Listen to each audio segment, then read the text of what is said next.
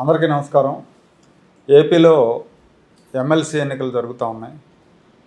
గుంటూరు కృష్ణా జిల్లాల నుంచి రాజా గారు తెలుగుదేశం పార్టీ తరఫున కంటెస్ట్ చేస్తున్నారు. తెలుగుదేశం పార్టీ మద్దతుతో ఈ ప్రచారం అది జోరుగా నడుస్తూ ఉంది. దీని మీద మన విశ్లేషకులు అప్సాన్ రాజేష్ గారు గుంటూరులో కొన్ని ప్రాంతాల్లో పర్యటించారు. ఎమ్మెల్సీ ఎన్నికల ప్రచార సరళి ఎలా ఉంది, ఏంటి, ఏమేమి అడ్వాంటేజెస్ ఉన్నాయి, డిసడ్వాంటేజెస్ ఉన్నాయి అనేది మనతో ఇప్పుడు పంచుకుంటారు. రాజేష్ గారు నమస్తే అండి. రాజేష్ గారు, ఎట్లా ఉంది? నిన్న మీరు వెళ్ళినట్టున్నారు గుంటూరు తర్వాత ఇటు కృష్ణా జిల్లాల్లో రాజా గారి ప్రచారం ఎట్లా నడుస్తూ ఉంది, అట్లాగే ఆయన ప్రధాన ప్రత్యర్థిగా ఉన్న లక్ష్మణరావు గారి పరిస్థితి ఏంటి? వాస్తవంగా గుంటూరు కృష్ణా పట్టభద్రుల నియోజకవర్గానికి సంబంధించి తెలుగుదేశం పార్టీ మద్దతుతో ఆలపాటి రాజేంద్ర ప్రసాద్ గారు, ఎక్స్ మినిస్టర్ గారు, ఆయన పోటీ చేస్తూ ఉన్నారు. అలాగే ఆల్రెడీ ఉపాధ్యాయ ఎమ్మెల్సీగా కొనసాగుతూ ఉన్న లక్ష్మణరావు గారు మరొకసారి పట్టభద్రుల స్థానం నుంచి పోటీ పడుతూ రాజా గారికి ప్రత్యర్థిగా సవాల్ విసురుతూ ఉన్నారు. అయితే ఈ సందర్భంగా లక్ష్మణరావు గారు ప్రజల్లో ఒక కొత్త ఆలోచన రేకెత్తించే ప్రయత్నం చేస్తూ ఉన్నారు. ప్రభుత్వానికి వ్యతిరేకంగా ప్రశ్నించే గొంతుకగా నేను ఉంటాను, కాబట్టి రాజా గారిని గెలిపిస్తే అధికార పార్టీ అభ్యర్థిగానే ఆయన, అధికార పార్టీ సభ్యుడిగానే ఆయన కొనసాగుతారు తప్ప ప్రజల పక్షాన ప్రశ్నించే గొంతుగా ఆయన తన వాడిని వినిపించలేరు. ఆ అవకాశం, అటువంటి ట్రాక్ రికార్డు కూడా నాకున్న నేపథ్యంలో నన్ను ఎంపిక చేసుకోండి, నేను ఉద్యమాల నేపథ్యం నుంచి అంటే ఉపాధ్యాయుల ఉద్యమ నాయకుడిగా నేను ఎదిగొచ్చాను అని చెప్పని తాను ప్రజలలో ఒక ఇమేజ్ కల్పించుకునే ప్రయత్నం చేస్తూ ఉన్నారు. నిజంగానే కొంత ఆరోగ్యకరమైన చర్చ కూడా ప్రజల్లో నడుస్తూ ఉంది. ఎవరి నేపథ్యం ఏంటి, ఎవరు అసలు సిసలు ప్రశ్నించే గొంతు? ఎందుకంటే ఆలపాటి రాజా గారైనా లేదు, ఈరోజు లక్ష్మణరావు గారైనా సరే కొత్తగా రాజకీయాలకి పరిచితమైన వ్యక్తులు కాదు. రాజా గారిని మనం 1989 కాంగ్రెస్ ప్రభుత్వ హయాంలో గుంటూరు జిల్లా తెలుగు యువత అధ్యక్షులుగా ఉన్న నాటి నుంచి చూస్తున్నాం. అంటే ఆయన రాజకీయ ప్రస్థానం మొదలైంది ప్రతిపక్ష నాయకుడిగా, తెలుగుదేశం పార్టీ ప్రతిపక్ష పాత్రకు పరిమితం అయిన సందర్భంలో ఒక రకంగా ఆ రోజుల్లో కాంగ్రెస్ ప్రభుత్వం ద్వారా తెలుగుదేశం శ్రేణులని ఊచకోత కోస్తున్న సందర్భంలో ఆయన జిల్లా తెలుగు యువత అధ్యక్ష బాధ్యతలు స్వీకరించడం జరిగింది. ఆ రోజున జిల్లా వ్యాప్తంగా ఉన్న తెలుగు యువతకు ఒక జవసత్వాలు అద్దటంలో రాజా గారు సఫలీకృతం అయ్యారు. అయిన నేపథ్యంలోనే 1994 ఎన్నికల్లో వేమూరు నియోజకవర్గం నుంచి వారికి ఎమ్మెల్యేగా టికెట్ దక్కడం జరిగింది. అయితే ఇక్కడ గమనించుకుంటే రాజా గారు 1994లో వేమూరు నియోజకవర్గ శాసనసభ్యుడిగా ఎన్నికయ్యే నాటికి గ్రామీణ నేపథ్యం ఉన్న వేమూరు నియోజకవర్గంలో ఆ రోజుల్లో కనీసం తెనాలి టౌన్ నుంచి గ్రామాలకి బ్లాక్ టాప్ రోడ్ అనేది కూడా ఒక లగ్జరీ అయిన రోజులు. వర్షాకాలం వస్తే ఆర్టీసీ బస్సులు గ్రామాలకి రాలేని పరిస్థితులు.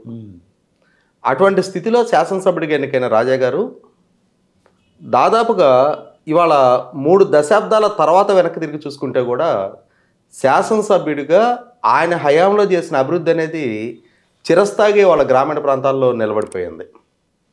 ఆ రోజుల్లో ప్రధానమంత్రి సడక్ యోజన నిధులని చాలా ఇతోధికంగా తీసుకొచ్చి గ్రామాల నుంచి మండలానికి, మండలాల నుంచి టౌన్కి చాలా అద్భుతంగా రోడ్డు ఇన్ఫ్రాస్ట్రక్చర్ క్రియేట్ చేసిన నేపథ్యం రాజా గారిది. ఇక్కడ గమనించుకోవాల్సింది ఏంటి అంటే, ఇవాళ సమాజంలో ఏ కుటుంబంలో చూసినా సరే పిల్లలు గత 3 దశాబ్దాలుగా ఐటీ ఎనేబుల్డ్ జాబులు అందిపుచ్చుకొని చాలా అద్భుతంగా కుటుంబాలు ఆర్థికంగా స్థితిగతులకి చేరగలిగాయి, వాళ్ళ స్థితిగతులు మెరుగుపరచుకోగలిగాయి.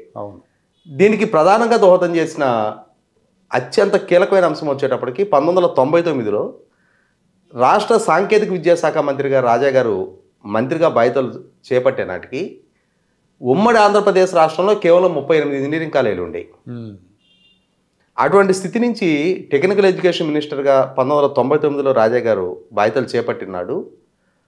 ఏకబిగిన 350 ఇంజనీరింగ్ కాలేజీలకి ఆయన మంత్రిగా ఉన్న రోజుల్లోనే అనుమతులు ఇవ్వడం జరిగింది. అప్పటి వరకు ఇంజనీరింగ్ విద్య అనేది ఒక లగ్జరీ. ఆంధ్రప్రదేశ్ రాష్ట్రంలో చాలా కొద్ది మందికి మాత్రమే మెరిట్ ప్రాతిపదిక మీద ఇంజనీరింగ్ అవకాశం దక్కడానికి ఆస్కారం ఉండేది. లేదు అని అంటే మధ్యతరగతి కుటుంబాలు కూడా కష్టనష్టాలు కోర్చి అవసరమైతే 1 ఎకరం 2 ఎకరాలు అమ్ముకొని తమిళనాడు, కర్ణాటక, మహారాష్ట్ర ప్రాంతాలకు వెళ్ళి అక్కడ డొనేషన్లు కట్టి చదువుకునే పరిస్థితి. అటువంటి స్థితి నుంచి ఇంజనీరింగ్ విద్యని ప్రతి కుటుంబానికి చేరువ చేసిన నాయకుడు ఆలపాటి రాజా గారు. ఇక్కడ ఇంకొక అంశం కూడా గుర్తు చేసుకోవాలి. ఇవాళ ప్రశ్నించే గొంతు అని చెప్పని లక్ష్మణరావు గారు తనకు తాను ఆపాదించుకునే ప్రయత్నం చేస్తున్నారు కదా. 1999, 2004 మధ్య ఆ రోజు అధికార పార్టీ శాసనసభ్యుడిగా, అధికార పార్టీ క్యాబినెట్లో మంత్రిగా రాజా గారు కొనసాగుతున్న సందర్భంలో కూడా పులిచింతల ప్రాజెక్టు సాధన కోసం అని చెప్పని ఆ రోజు అన్ని రాజకీయ పక్షాలతోటి ఒక అఖిలపక్ష సమావేశం ఏర్పాటు చేసి పులిచింతల ప్రాజెక్టు నిర్మాణం జరిగితేనే కృష్ణా డెల్టా స్థిరీకరణ జరుగుతుంది అనే అంశాన్ని చాలా బలంగా గొంతెత్తి వినిపించి ఆనాడు ప్రభుత్వం దృష్టికి అంశాన్ని తీసుకెళ్ళి ఇవాళ పులిచింతల ప్రాజెక్టు సాధనలో చాలా కీలకంగా వ్యవహరించే నాయకుడు ఆలపాటి రాజా గారు. ఆయన 3 దశాబ్దాల పైగా ప్రజా జీవితంలో తనదైన ఒక బలమైన ముద్ర ఆల్రెడీ అభివృద్ధి పరంగా కానీ, పాలనాపరమైన సంస్కరణల పరంగా కానీ ప్రజలకి అమలు చేసి చూపించున్నాడు. ఇదే సందర్భంలో ఆయనకు ప్రత్యర్థిగా సవాలు విసురుతున్న లక్ష్మణరావు గారు. 100కి 100 పాళ్ళు ఇక్కడ లక్ష్మణరావు గారి నేపథ్యం కూడా చర్చించి తీరాల్సిన అవసరం ఉంది. ముఖ్యంగా లక్ష్మణరావు గారి రాజకీయాలకి ఏం కొత్త కాదు, పదవులకి కొత్త కాదు. ప్రస్తుతం ఆయన ఉపాధ్యాయ ఎమ్మెల్సీగా కొనసాగుతూ ఉన్నారు. ఎన్డీఏ కూటమి ప్రభుత్వం పదవి బాధ్యతలు చేపట్టి 8 నెలల కాలం పూర్తయింది. కానీ అంతకుముందు జగన్మోహన్ రెడ్డి గారి పాలనా హయాంలో కూడా ఉపాధ్యాయుల నుంచి ఎమ్మెల్సీగా ఎన్నికయ్యి ఉపాధ్యాయులకి ప్రాతినిధ్యం వహిస్తున్న లక్ష్మణరావు గారు జగన్మోహన్ రెడ్డి గారి పాలనా హయాంలో ఎంతగా జగన్మోహన్ రెడ్డి గారిని ప్రశ్నించారు, ఎంతగా జగన్మోహన్ రెడ్డి గారి ప్రభుత్వానికి వ్యతిరేకంగా ఉద్యమ కార్యాచరణ చేపట్టారు. ముఖ్యంగా తాను ప్రాతినిధ్యం వహిస్తున్న ఉపాధ్యాయ వర్గాలు ఎదుర్కొంటున్న సమస్యల పట్ల ఎంతగా ప్రభుత్వాన్ని నిలదీశారనేది 100కి 100 పాళ్ళు ఇక్కడ ఆయన వ్యక్తిత్వాన్ని కూడా ప్రశాంతంగా మారుస్తుంది. ఎందుకంటే 5 సంవత్సరాలు జగన్మోహన్ రెడ్డి గారి పాలనా హయాంలో not even a single DSC, అవును, అంటే డిఎస్సి వ్యవస్థ అమల్లోకి వచ్చిన తర్వాత ఎన్టీ రామారావు గారు, చంద్రబాబు నాయుడు గారి పాలనా హయాంలో ఇప్పటికి 11 సార్లు డిఎస్సిల నిర్వహణ జరిగింది.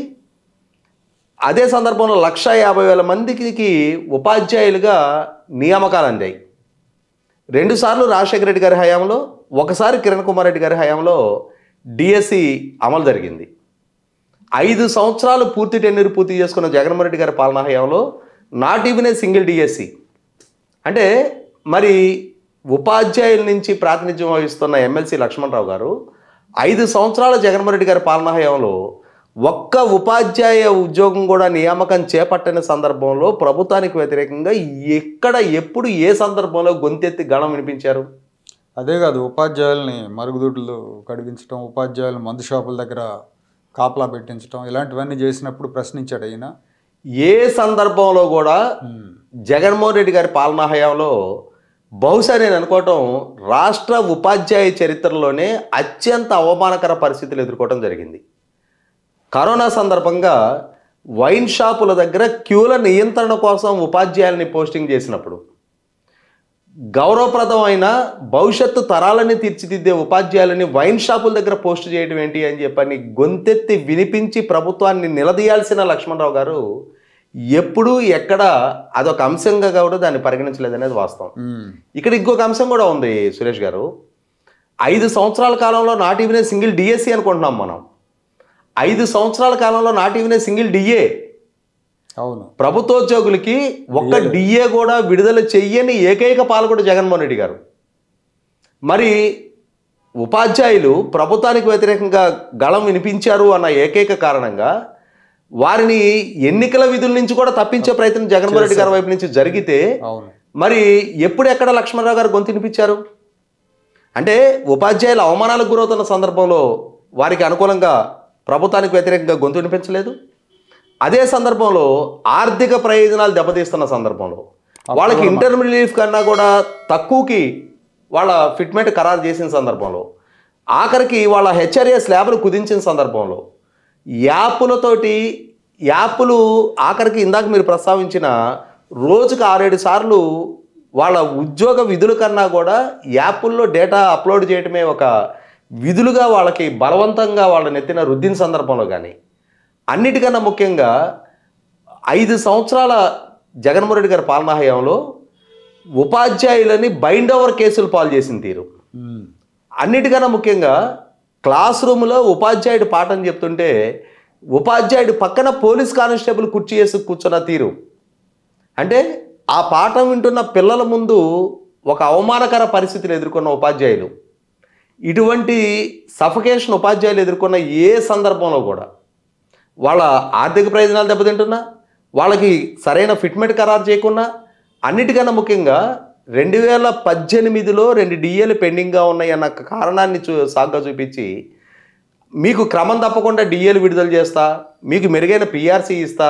అని చెప్పని ఎన్నికలకు ముందు చేసిన వాగ్దానాల్లో ఒక్కదాన్ని సక్రమంగా నెరవేర్చుకోకపోయినా, వారం రోజుల సిపిఎస్ రద్దు చేస్తానని చెప్పని చేసిన వాగ్దానాన్ని నెరవేర్చుకోకపోయినా, 5 సంవత్సరాల్లో ఒక డిఎస్సి కండక్ట్ చేయకపోయినా, ప్రభుత్వానికి వ్యతిరేకంగా ఏ సందర్భంలో గొంతెత్తని లక్ష్మణరావు గారు ఇంకొక అడుగు ముందుకేసి ఆయన సమక్షంలో ఆయన కూడా సభావేదిక మీద ఉండగా వైసీపీ పార్టీ విజయవాడ సెంట్రల్ శాసనసభ్యుడు మల్లాది విష్ణు గారు పీడీఎఫ్ ఎమ్మెల్సీలని అత్యంత అవమానకరమైన వ్యాఖ్యలు చేస్తున్న సందర్భంగా వారి తరపున గొంతెత్తి ప్రభుత్వాన్ని ప్రశ్నించాల్సిన లక్ష్మణరావు గారు వారి తరపున గొంతు ఎత్తకపోగా ప్రభుత్వ అధికార పార్టీ శాసనసభ్యుడు తన వర్గానికి సంబంధించిన పీడీఎఫ్ ఎమ్మెల్సీలని అవమానపరుస్తున్న సందర్భంగా ఆ ఎమ్మెల్సీని మీరు మాట్లాడకండి అని చెప్పని వారించాం. ఇక్కడ మనం అసలు ఆ వీడియో కూడా ప్లే చేద్దాం. మీరు మమ్మల్ని ఎవరిని పిలవకుండా మీ ఇష్టాన్ని మైక్ పెట్టుకుని మాట్లాడుకోండి. మమ్మల్ని పిలిచినప్పుడు మాట్లాడుకోండి. మీరు ఎట్లా పడితే అట్లా మైక్ దొరికింది కదా అని చెప్పండి. ఏంటి చర్చ పెట్టేది? మీ అభిప్రాయం ఇప్పుడు చెప్పకూడదు. వీడిగా మైక్ తీసుకుని మాట్లాడుకుని మీకు కావాల్సిన వాళ్ళందరినీ పిలుచుకుని మేము ఉన్నప్పుడు మాట్లాడకూడదని చెప్తున్నాం. శాసించడం ఏంటి? ఇదేమన్నా మీ సొంత పార్టీ వ్యవహారం ఏంటి? Don't talk. ఎమ్మెల్సీ గారని చెప్పి గౌరవిస్తున్నా, గుర్తుపెట్టుకోండి. మీ 5 పిఆర్సీలు, కాంట్రాక్ట్ ఉద్యోగులు, లేకపోతే ఇంకొకటి దాని గురించి ముఖ్యమంత్రి హామీల గురించి మాట్లాడుకునే సభ ఇది. మీ సమస్యలు వేరే మాట్లాడుకోండి. మీరు 5 కలిసి రూమ్ లో కూర్చుని గంటలు మాట్లాడుకోండి. నాకు చెప్పేది ఏంటి? జగన్మోహన్ రెడ్డి గారి గురించి మాట్లాడేటువంటి స్థాయి అర్హత మీకుందా? అంటే ఈ విధమైన ఒక రకంగా తనని మీద నమ్మకంతో తనని ఎన్నుకొని తమ ప్రతినిధిగా కౌన్సిల్కి పంపించిన ఉపాధ్యాయుల ఎమ్మెల్సీగా లక్ష్మణరావు గారు 5 సంవత్సరాలు జగన్మోహన్ రెడ్డి గారి పాలనా హయాంలో రాష్ట్రానికి నష్టం జరుగుతున్న రోజు ప్రశ్నించాల. జగన్మోహన్ రెడ్డి గారి ప్రభుత్వం గ్రామీణ నేపథ్యం ఉన్న రాష్ట్రం, విభజనకు గురైన రాష్ట్రం, రాజధాని లేని స్థితిలో విభజనకు గురైన రాష్ట్రం, లోటు బడ్జెట్ ఏర్పడ్డ రాష్ట్రంలో పారిశ్రామిక పెట్టుబడులు పారదోలుతున్నా పట్టించుకోవాలా. రాష్ట్ర రాజధానిని నిర్వీర్యం చేసే ప్రయత్నం చేసి 3 రాజధానుల పేరిట ఒక అవమానకర ప్రతిపాదనతో రాష్ట్ర యువత భవిష్యత్తుతోటి ఆడుకుంటున్న సందర్భంలోనూ స్పందించాల. అన్నిటికన్నా ముఖ్యంగా ఉద్యమ నాయకుడిగా చెప్పుకునే లక్ష్మణరావు గారు తాను ప్రాతినిధ్యం వహిస్తున్న గుంటూరు జిల్లాలో ముఖ్యంగా అమరావతి మహిళల పట్ల జగన్మోహన్ రెడ్డి గారి ప్రభుత్వం వ్యవహరించిన వివక్ష పట్ల కనీస మాత్రం కూడా స్పందించిన తీరు, ఇవి చూసిన తర్వాత ఏ విధంగా ఇతన్ని ఉద్యమ నాయకుడు అని చెప్పని పరిగణలోకి తీసుకోవాలి? ఏ విధంగా ఇతన్ని గొంతెత్తి ప్రశ్నించే తత్వం ఉన్న నాయకుడిగా ప్రజలు పరిగణలోకి తీసుకోవాలి? కాబట్టి నా విజ్ఞప్తి అయితే గుంటూరు కృష్ణా జిల్లాల పట్టభద్రులకి ఆలోచించి నిర్ణయం చేయండి. సామాజిక బాధ్యతతో తనకు అవకాశం దక్కిన ప్రతి సందర్భంలో సమాజానికి మెరుగైన సేవ చేస్తూ వచ్చిన ఆలపాటి రాజా గారిని ఎంపిక చేసుకుంటారా? లేదు ఉద్యమ నాయకుడు అనే ముసుగులో తనకి వ్యక్తిగతంగా పదవులు దక్కించుకోవటం తప్ప ఒకసారి తనకి పదవులు దక్కిన ఏ సందర్భంలో కూడా గొంతెత్తి తన గళం వినిపించాల్సిన సందర్భంలో మౌన ప్రేక్షక పాత్ర వహించిన లక్ష్మణరావు గారిని ఎంపిక చేసుకుంటారనేది ఆలోచించి విచక్షణతో ఓటు చేయండి. 100కి 100 పాళ్ళు రాజా గారు లాంటి సామాజిక బాధ్యత కలిగిన రాజకీయంగా చైతన్యం కలిగిన నాయకుడిని ఎంపిక చేసుకున్నప్పుడు మీ ఓటుకు కూడా విలువ వస్తుంది. పట్టభద్రుల ఎమ్మెల్సీగా పూర్తి స్థాయి న్యాయం చేయగలిగే నాయకుడిగా రాజా గారు గుంటూరు కృష్ణా జిల్లాల పట్టభద్రుల వాణిని చాలా బలంగా వినిపించడంలో సఫలీకృతం అవుతారని చెప్పని నేను చాలా ప్రగాఢ విశ్వాసంతో చెప్పగలుగుతా. ఓకే అండి, థ్యాంక్ యూ.